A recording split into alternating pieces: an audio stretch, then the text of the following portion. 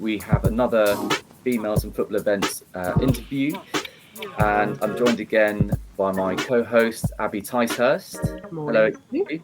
Hello. And I think you've also got a co-host, which is Pepper. She's sound asleep right now, and I'm hoping that's how she remains for the rest of the hour. Good. So today we have an interview with Adrian Parral, who is the former head coach of the Gibraltar women's national team, former assistant to the men's team as well, and also holds a UEFA A license, which I think I'm right in saying. And we have a number of questions for Adrian, and we are going to jump straight into it. And I will start off with the questions. So first of all, hello, Adrian. How are you? Very well, thank you. Good morning. All's well. Morning. And whereabouts are you? At present, I'm back in my hometown country of Gibraltar. Nice. Nice. The weather's good. It's a nice place to be. Hoping that travel restrictions ease shortly, so we can go back to what we were doing before. Indeed, and hopefully we can meet up and have a pint or something at some point. Great. So I'm going to jump straight in with the first question, and obviously it'd be great to know a bit more about yourself, what you've done, and what you're currently doing, and obviously your relationship with the female game. Yeah, my history is an interesting one. Obviously, I'm a Gibraltar national. I was born in Gibraltar, but we moved to the UK when I was very young. So my early years of formative football was in the UK. So I played at sort of school, district, county.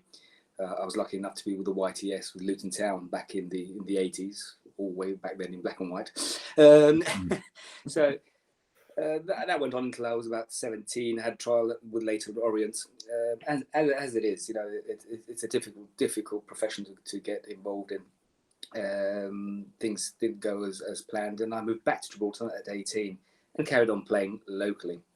That went on until my 30s, and I caught a bug for coaching. And at that sort of time, I mean, the history of Gibraltar, I'm not sure if everyone was aware, but I mean, it's probably the 6th or 7th oldest football association in the world. So it does have sort of a lot of history to it. Unfortunately, political stance with Spain has never allowed us to compete officially. That all changed in 2013 when we were recognised, and then eventually, after many years in the courts, we managed to sort of be accepted into UEFA.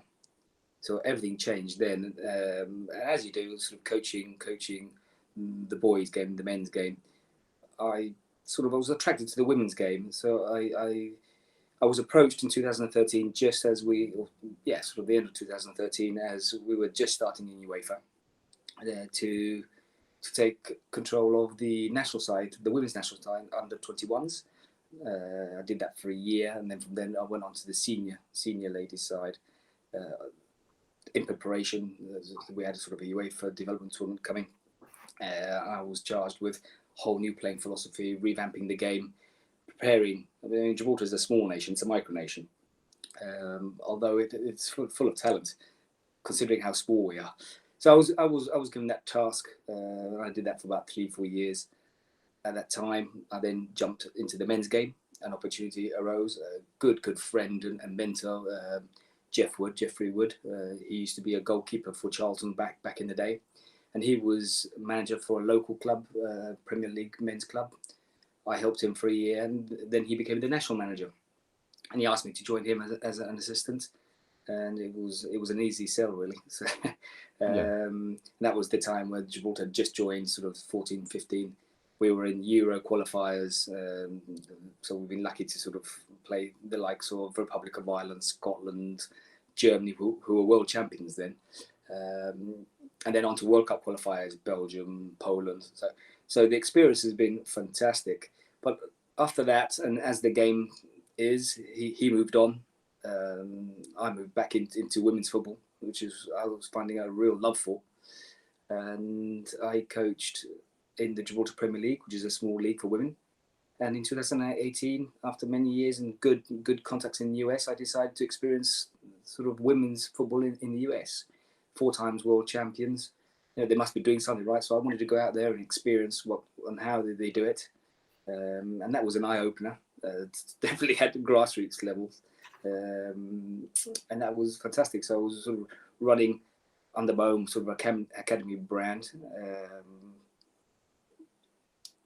helping coach, preparing these players to sort of get into college. Not off that, colleagues back in Spain came back to me and said, look, why don't we open a residential academy here in Spain for the US players? And that's where we're at the moment. So that's the sort of a brief history of what I've been up to. Interesting. So you were there right at the beginning of the Gibraltar women's national team, is that right? Yes, and you structured that yourself? Yes, I was tasked. Obviously, I had the technical director, was Miss Tracy Baglietto at the time. I was structured a whole new playing philosophy. Again, it's a micronation, so which adds to its own problems. But there was enough talent to be able to structure the playing philosophy, how we wanted to play, with the end goal. I mean, we played. It was a development tournament with the UEFA. Hope Powell actually was the UEFA delegate that came to watch, which had just finished the England job then. It's a lovely lady. So she oversaw the tournament. Actually, at the interview we had with her at the end, she actually named a couple of players that she thought were really good and might have a future. So that's the sort of talent we have, considering how small we are. But the idea was to, after that tournament, was to build and start getting involved in Euro qualifiers, World Cup qualifiers for the ladies, which is a different setup to the men's. Obviously, political wrangling within the association, male, female, which is another conversation for another day. I disagreed. They didn't want to put the team in. I disagreed with that. I think that they deserve to move on and be given that exposure. They were shown to be good enough. We lost 2-0 to Portugal, which, considering we are a micronation first go, wasn't bad at all. Funnily enough, we lost to Andorra 1-0, but absolutely pummeled them all game. It's one of those games where you have 90% and the one chance against you goes in. But that's football. And eventually, the last game, I think, tired legs. We lost to Luxembourg, who, although one of the bigger micronations or smaller nations, have got lots of experience in World Cup qualifying and Euro qualifiers. To lose against them 3-0 after 5-6 days of heavy football, they didn't do too badly at all. So for me, the natural progression was for Gibraltar to go into the next round, which would be qualifiers. But like I said, the association had different ideas. Hence, I left and was given the opportunity in the men's game, thanks to Jeff. Nice. So kind of on that, if we kind of zone in a little bit more, kind of how is the kind of female game structure sort of within Spain and within Gibraltar, kind of from grassroots all the way up to kind of elite level? You kind of go in a little bit more depth about both of those potentially. Yeah, I mean, must forget Gibraltar and Spain are 2 different countries. Mm-hmm. Although they're our neighbours and we sort of share a lot, it is 2 different countries. Gibraltar has been involved in the women's game for a long time. It's needed structuring. The problem with Gibraltar is the fact that it's so small, so it's difficult to get lots of players to sort of choose from. The league has sort of went down to a 9 a few years ago, went down to a 9-a-side to try and get more players involved. It's now gone back to 11-a-side a few years back. In fact, since the UEFA, and slowly growing. It's slowly growing. I feel, again, this is a personal view, but I feel to a certain degree there's still, being, shall we say, a Latin country, there's still very much a male-orientated focus. Although that's a lot better towards the women at the moment, it's, I still think that it's a bias to the men's side, unfortunately. Gibraltar's building. It's got extra players this year. It's got 2 more teams getting involved this year, so it's slowly growing. So the structure's there. They're starting to do football for girls in schools. So they're starting to do football for girls, sort of fun Fridays for sort of 5, 6, 7-year-olds. So they're on the right track, but it's going to take time to sort of build on that. Spain is a different issue. Obviously, they have their elite clubs. I mean, there is a structure, there is a pyramid to build on that. But again, I feel there's not enough women in one area to sort of make leagues or teams viable, if that makes sense. If you're a good football player, female football player, you might have to travel quite far down the road to another sort of town or city to be able to play, to find a team to be able to play. Because there's just not enough interest in one area. So the structure's there. That you've got, obviously, you've got recreational football, then you've got local, regional, and then Division 2, Division 1. So there is a structure. It's finding your way into that. This is maybe another topic for another day, but I mean, a lot of girls, especially in Spain, play with the boys up to 14, and then off they go and become sort of players in women's teams. That's totally different to the States due to numbers, but maybe we'll discuss that a bit later on. But because there's not enough and they play with the boys, and this is a hot topic, it actually makes them stronger players. So, the players that play with the boys, actually, you can tell straight away. Now, and we've had a couple that's a topic whether is that the right thing to do or not. Yeah, well, and again, it's a question that pops up here in England as well. The kind of girls playing with the boys and what age, and very much at a young age. And at our club where I coach, it's not a boys' team; it's a mixed team. And again, in England, we have something called the Weetabix Wildcats, which I know Abby's involved in as well, and that's to introduce girls at a young age to football, so the fun elements of football, and to really kind of get them involved in that. Is there anything in Gibraltar that's similar? I know you said that the schools are now introducing more football for girls, but is there, should we say, an initiative for promoting the female game?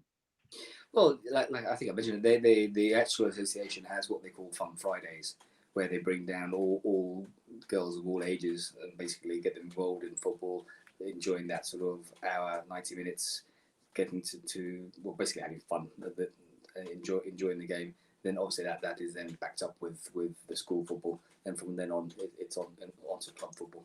The problem with Gibraltar, again, it's down to size. So the jump from junior to senior is quite brutal. You could have young girls, 13, 14, about to step into senior women's football.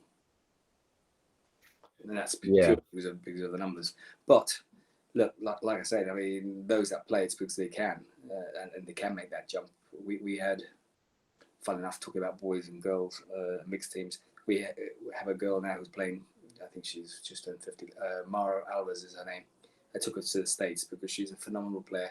She was playing with the boys, mixed football, and for 3 seasons in a row, she was the top goal scorer in, if you pardon this, a boys' league. So, I mean, phenomenal player. So it can be done. It can be done, yeah. And again, going back to you introducing yourself and the experience you've got, which is absolutely phenomenal, and I'd love to kind of jump into your brain and kind of pick all that kind of experience you've gained, especially with that kind of crossover from the men's game to the women's game. And myself, coaching boys, but also starting up a women's team as well. I found I've had to adapt myself to the female game. What have you found easy or tricky with regards to that transition from the men's game to the women's game through the coaching methods? The transition, well, there are obviously some differences. Obviously, finding that from a sort of a perspective, you've got to realise that you're coaching an opposite gender. So, I mean, this might sound silly, but it's important points in the sense that before you burst into the changing room, now you've got to make sure you knock, make sure everything is okay before you walk in. So there's little details like that you've got to pick up on. But that said, I've been lucky to coach both. I think the female game is sometimes unfairly put down. It's the physicality. I mean, the game is quicker, more physical on the men's side, and that's the way it is. That's just the physicality of the human being, male versus female. But if you look at that on the flip side, the technical side of the women's game is a lot better, in the sense that they because they don't have the strength, because they don't have the speed, they do want to be technically better. And what I have found, and it's what's drawn me, it's why I love the female game, is the attention to detail. They want to learn, they want to improve. And it sounds almost like they want to please. They want to get it right, and that's a huge relief. Because sometimes in the male game, it is driven by testosterone and egos. Yeah. But no, the female game, I think it was once you get past the physicality and you realise that it's the same game, it's just played at a different pace. That doesn't mean it's slow. Far from it. It just means that it's not played at the same pace, ferocious pace as the men's, but it's played at the women's ferocious pace, and that's okay. But it's more technical. I mean, what I found with women as well, for some reason, women generally can play with both feet. It's one of those oddities. Generally, women can kick with both feet, whilst the male counterparts, you need to either you're ambidextrous, or should I say, you can play with either foot, which is very rare, or you need to coach someone heavily on their weaker foot. For women, for some reason, can play with both feet.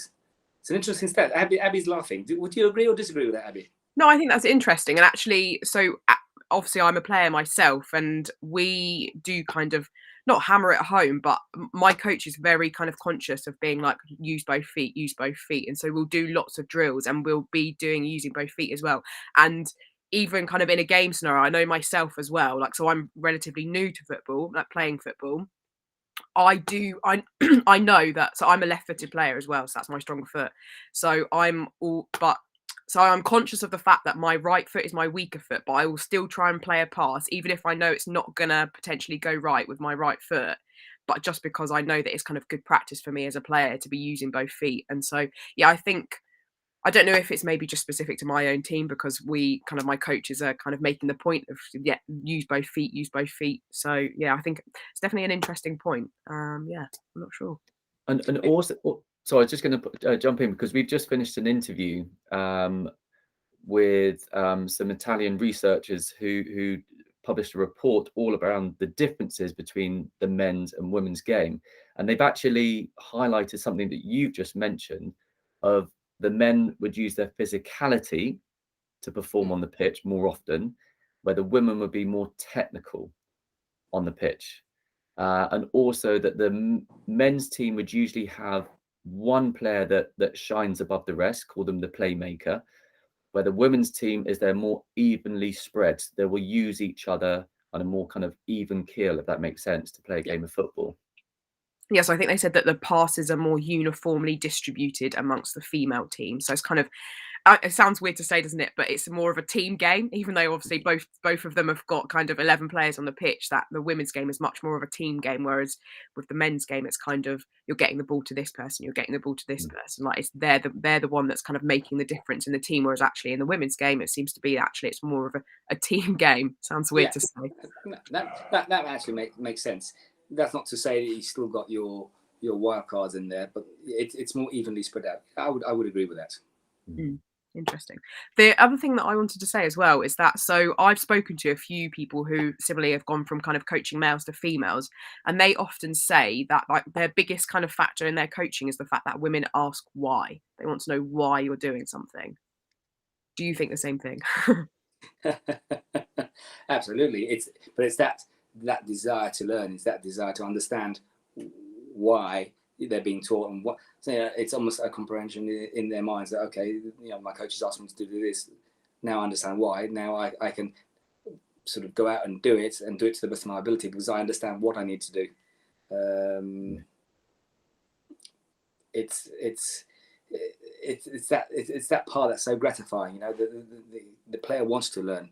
You're imparting knowledge, you're imparting your philosophy, because at the end of the day, it's what you want to teach and how you want them to play. And it's fantastic. I mean, if I go back to the Gibraltar FA, when I was given that task, women's football in Gibraltar had been around for a long time. To a certain degree, the level wasn't the best. I spent a lot of time, watched a lot of games, and it was almost, dare I say, long ball, kick and run. So my first priority was strip everything back to its bare bones. We're going to go, fresh, new chapter. We're going to take 3 steps back to take 5 forward. And from day one, it was about possession base, hold the ball, pass the ball. Do we need to go direct if the opportunity? Yes, we can, but we will keep the ball, we will move the ball. And that was a fantastic time for me, because it was a philosophy that I believe in. And the girls were just in awe. They just wanted to learn. They just wanted to receive this knowledge and not only just receive this knowledge and coaching, but obviously show that they've learned it and they can do it.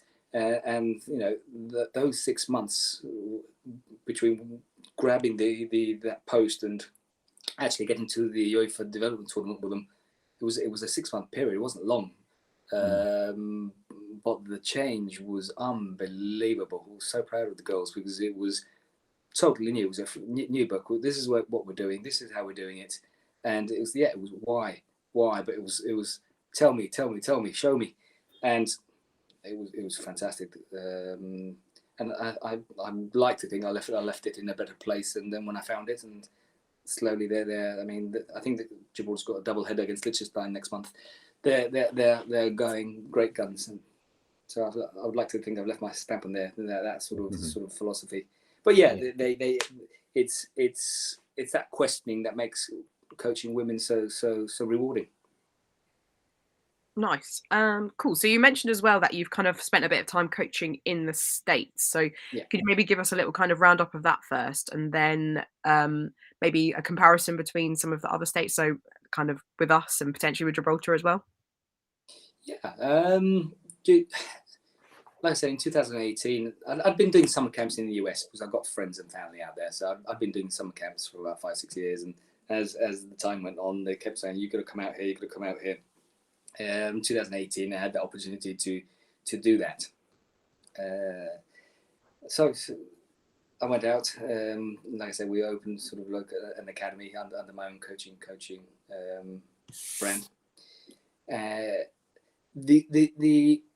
The States, the American game is totally different at grassroots level to the Europeans. I mean, if you take it to the UK as an example, there's a structure, there's a pyramid, there's regional talent centres, then there's the clubs, and there's counties, the districts. There's a pyramid, and where you can go with that. The States, positive. They're enthusiastic. They're strong, very athletic, and driven for the sport. And that is a fantastic setup for that, because they have the numbers. Now, it's almost as if they're driven because they use the sport to get into college. Mm-hmm. Because the women's game is far outstripping the male game. I believe it's bigger than baseball at present. So that's how and why. But I fear it's a vehicle for them. I fear it's because when we sort of have an end of season evaluation interviews with our players, and one of the questions we ask them is, well, when you finish college, when you finish university, are you going to carry on playing? And 9 out of 10 say no. Wow. So it's almost they use the football soccer to look for that best college opportunity, maybe even get a scholarship. But once that's done, they drop it, and you've got fantastic players at 24, 25 who are just lost. The hemorrhaging is huge. Whilst would you say they were good enough to carry on? Oh, absolutely. No, don't get me wrong. Not all of them. That's doesn't work like that. But a vast majority of players, you look at them and say, "Why wouldn't you play? Why wouldn't you play?" But no, 24, 25. It's probably still not peaked. That's it. I'm working. That's it. I've used the game to achieve what I wanted to. It's okay. No, thank you. Now, again, the structure is not really there like the UK where you've got your pyramid. So it's not as if they can go to a club, a low league club, tier 4 or 5 or 6, and start playing and start trying to work their way up. There's no interest in that. It's all franchises, I'm afraid. Right. But no, definitely their enthusiasm, their strength, their general excitement for the game is something I think we could do with over here. It's getting better. Yeah. Obviously, WSL over the last couple of seasons, especially this season, is getting great coverage.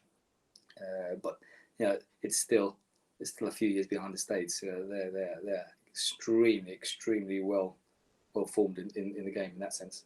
Mm. Do you think that the gap kind of between elite and grassroots in the US is kind of exponential, I guess? Because obviously we see kind of players from the WSL kind of go over there. So if you look at kind of Lotta Wubben-Moy and Anna Patton, they kind of did their sort of tenure over in the US. And like if you even look at Ebony Salmon, who's gone from Bristol over to Louisville.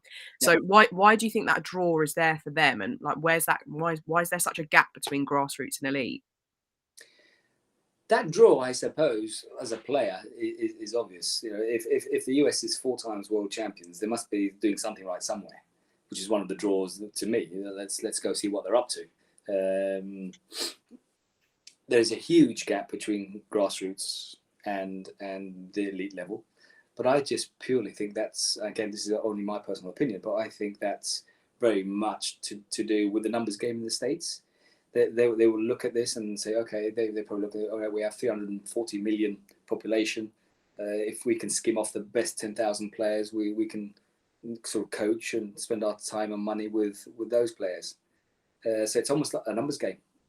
You do have a certain degree of natural talent. I mean, no one teaches. I'll use Messi as an example. No one teaches Messi how to control a ball and do all the tricks and that comes from a player. That's natural. A player will go home and practice, and the sharpness of the brain will make him do that. No coach can go out and say, I taught him that. That's not true. That comes from the player. You'll teach when to do it, how, at what time in the game to do it, where to do it, tactics, etc. So that natural talent in the US is sort of skimmed. They sort of skim, and those are the players that sort of are in Division 1 schools, Division 1 colleges, or they've been spotted and they start playing in the university college games. And some of the franchises, and from there, well, that's where they're picking up these. They're literally just creaming the best players off. Because, again, personal opinion, below that, the grassroots, you've got the talent, raw talent, but it's atrocious. The setup, it's atrocious. It really is. It's all about money. It's all. Anyone can open. If you've got money, you can have your own league. Some of these girls are paying $4,000, $5,000, $6,000 a year just to play. Wow. Mm. It's if you compare that to maybe UK or maybe Spain as an example, women jib, you wouldn't be able to get any players if you asked them to pay that sort of money to play. Yeah. And again, I think it's the vehicle to get into college. That's what they're looking for. But yeah, the gulf is huge. I truly believe it's all about skimming the top best, whatever it is, thousands of players, and that's the ones they're grabbing. Yeah. It's interesting that, and again, because from say an English point of view, you look at the States, and obviously they've been playing for decades, and their national team is, well, yeah, the results just show for themselves. But I guess it's like the big teams; they all have to fall at some point, and then rebuild and restructure in some ways. Maybe other countries can learn from that. Well, I think, Sonny, sorry, I don't think it's a matter of the States having the fall. I don't think they're probably arrogant enough to think they're doing it okay, and they're carrying on as they are. The difference is that the rest of us are catching up. I don't think it's the States falling. I think it's the rest of us catching. Yeah. Very good point. Well, also, because when we spoke before, and we kind of looked at football and its progression over the decades, and we were talking about the good old days of football back in the 80s, 90s as well, and where football players were footballers. And we were then looking at the modern game and even talk about the female game. And you came up with a statement which really kind of hit home for me. And that was athlete first, footballer second. Could you delve into that a little bit more?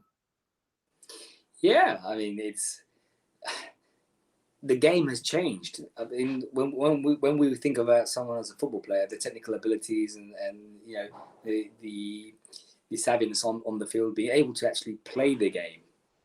If we go back into the 80s, you know, that was the most important thing: be able to control the ball, take a player on. And it was done at a certain pace.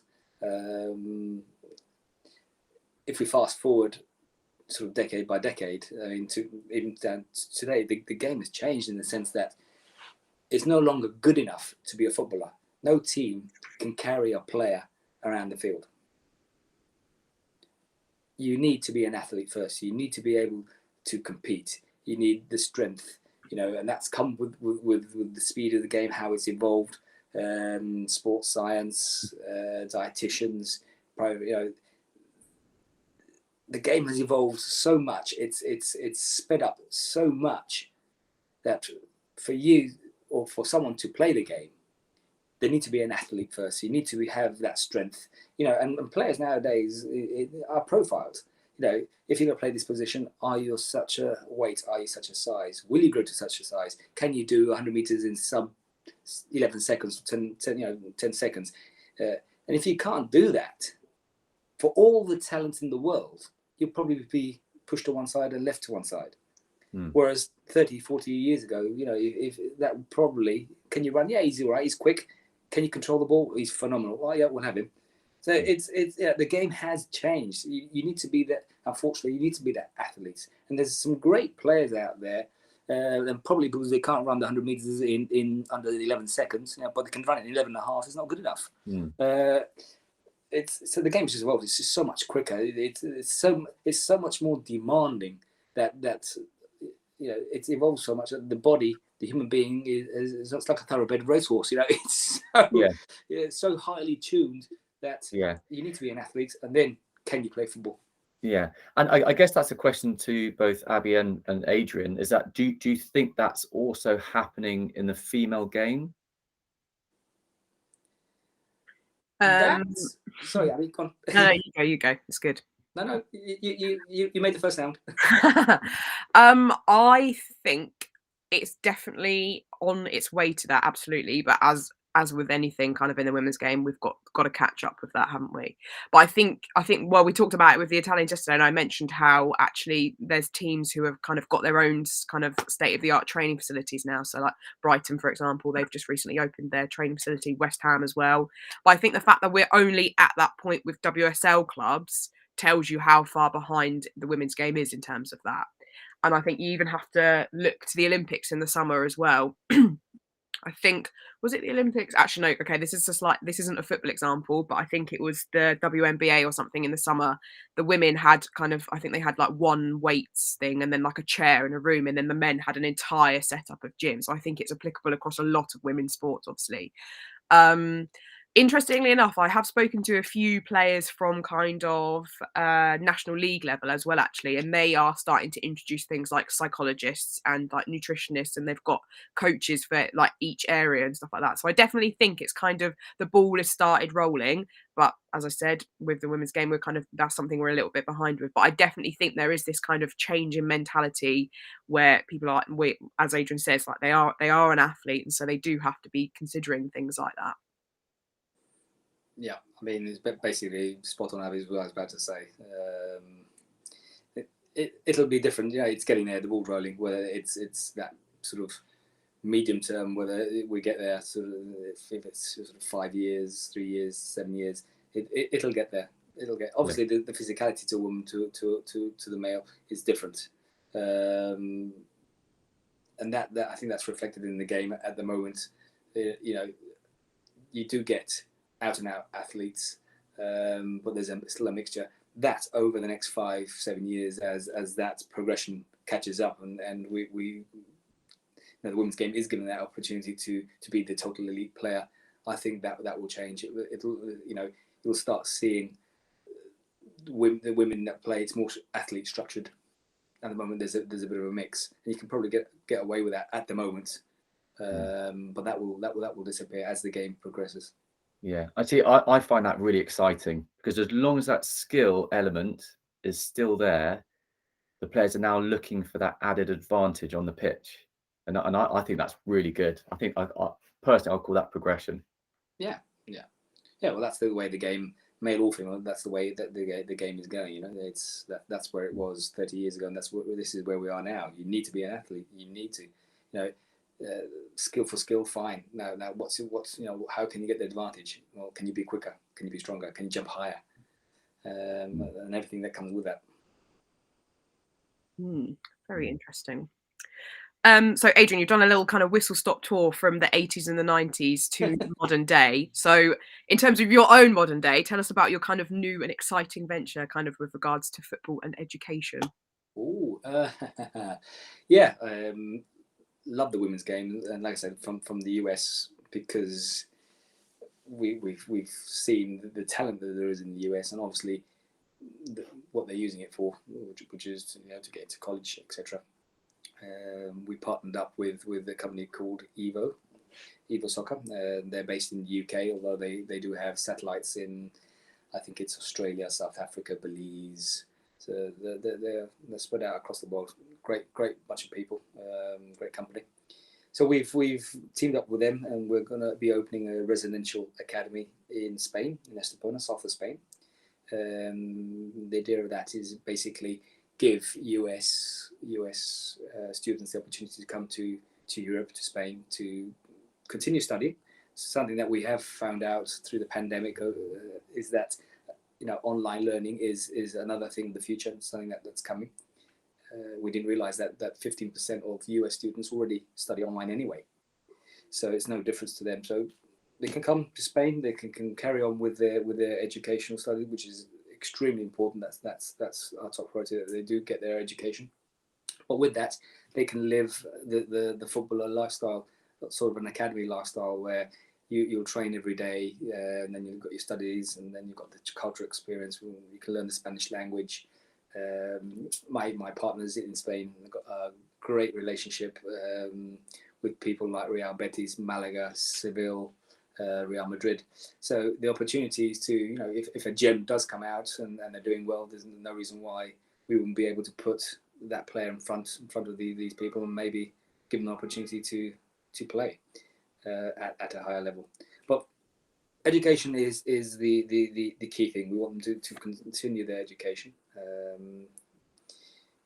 give them as many opportunities to go back to the States, a more rounded person, a more rounded player, to give them that opportunity to maybe do better in college in the US, because they do look at that from a sporting perspective, whether they want a Division 1, 2 or 3 school, to come away for a year or two, go back. That's for US, that's a great big tick, and hopefully we can help them improve and get further in college, or at least get into the college they want to, our higher college. Yeah. So obviously, females and football events, we're all about promoting the English game and supporting the female game here.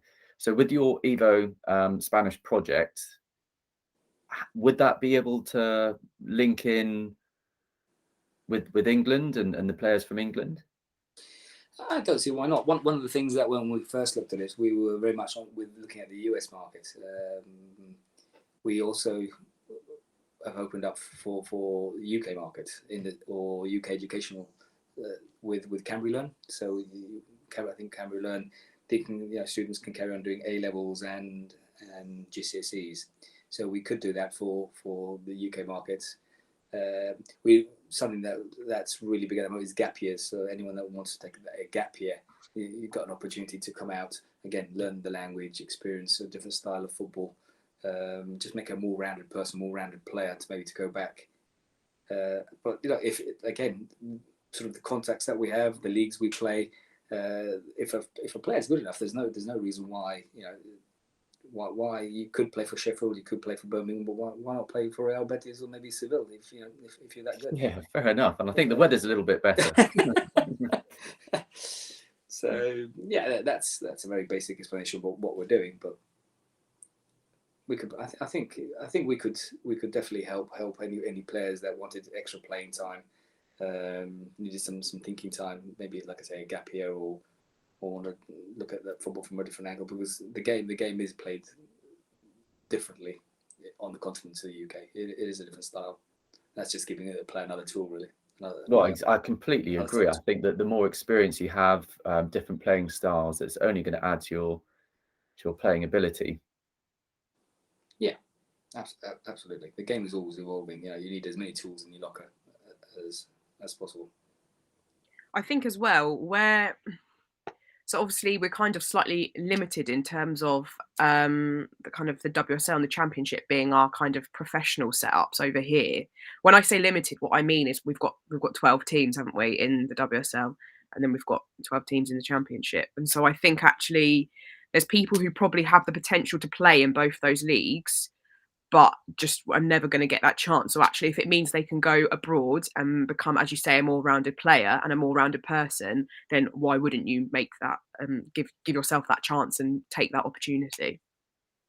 Yeah, I mean the structure in the UK, like I said, the WSL, you've got 12, and then you got the Championship, and then it sort of goes down into the regionals below that, into Tier 3 and Tier 4. Spain is slightly different in the sense that I think you've got 20 or 22 teams in the top division. Yeah. Dominated by Barcelona. I think they won 8-0 again this weekend. So you got the top three teams in there, but they've got 22 teams. It makes it's almost. I wonder whether the WSL should amalgamate and say, okay, well, but maybe the Championship and the WSL should merge. Maybe you should have 20 league teams in the top division and then split it down to regional below that. It's one for debate, isn't it? I definitely think there is room for growth, and it surprises me that we didn't, at least this season, expand the WSL. I think it's definitely room for something like that to happen, because in fact I had a discussion about it yesterday and I think there's a lot of, actually, if you look to the National League, for example, there's lots of teams in the National League who definitely have the facilities and the capabilities and the players and the talent to be able to move up into a more kind of professional setup. But yeah, it's just not possible where we have this one up, one down kind of setup currently. So yeah. Well, the Spanish League actually has 4 relegation spots. Well, you've got 22 teams or 20 teams, I think you've got enough to do it. But they've got 4 relegation spots, and in fact they've got the top division. They've got the second division with a similar number. Then it sort of splits into regionals and nationals. But they've got two strong divisions. Every team, Barcelona, it's going to be a 1-2 team league always. Yeah, interesting. It's always good to hear from setups from abroad as well. So as we come to the end, Adrian, I guess a final question for you is: do you feel positive for the future of the female game? Absolutely. I think it's on the right track. I think we need to be patient. It'll get there. Now, whether that's in the sort of medium 3 to 5 years, maybe a bit longer, it'll get there. I think it's got the support. I think now that the ball's rolling, it's hugely important that the association and broadcasters and everyone puts their weight behind it and pushes, because it is rolling. It is a, dare I say, quote an ex-FIFA president. The future of football is feminine.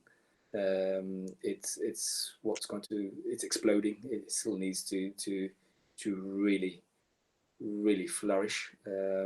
It's one of the draws that while I'm there, I love the game. I see where it's going, and I believe in it, and I think it's got a fantastic future.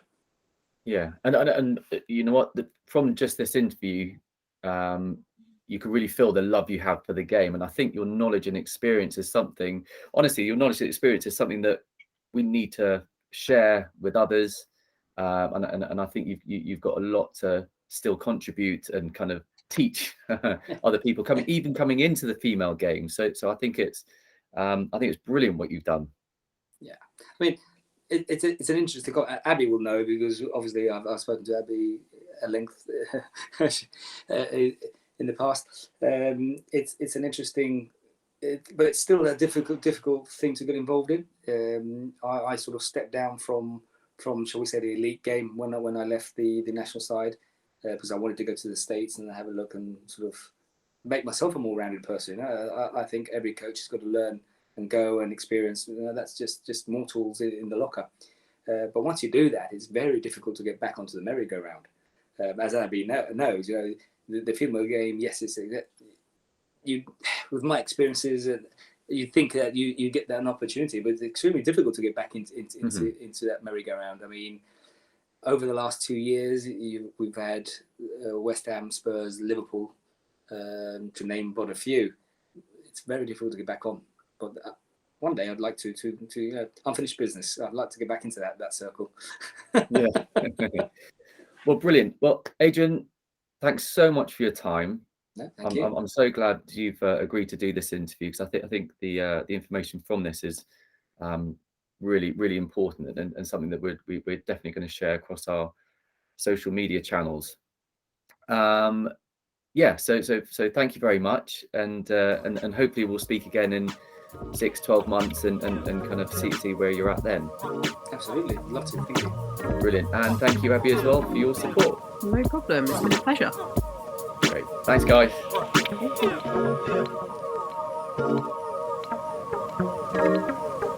you.